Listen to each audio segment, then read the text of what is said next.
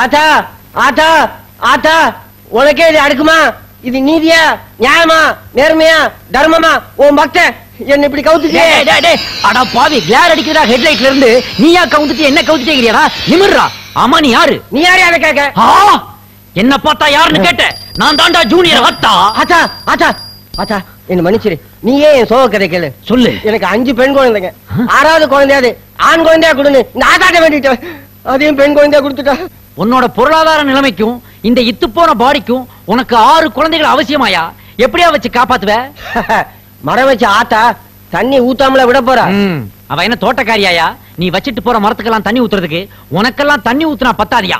ஒரு பக்கெட் நிறைய ஆசிட் அள்ளி அப்படியே மூஞ்சில ஊத்தணும். தப்பு தப்பு ஆத்தா, நீயே கேளு. எனக்கு பிறக்க போறது ஆண் குழந்தையா பெண் குழந்தையானே சீட் எழுதி போட்டேன். ஆண் குழந்தைன்னு சீட் வந்துச்சே. அடா பாவி, கடைசியில ஆத்தாவ லாட்டரி டிக்கெட் ஏஜென்ட் மாதிரி ஆக்கிட்டியா? நீயா சீட் எழுதுவ, அத நீயா சுருட்டுவ, கொண்டாந்து நீயா போடுவ, அப்புறம் அதை பிரிச்சு பார்த்துட்டு ஆத்தா மேல பழிய போடுறீங்களே, திருந்த மாட்டீங்களா ஐயா? தப்புதான்.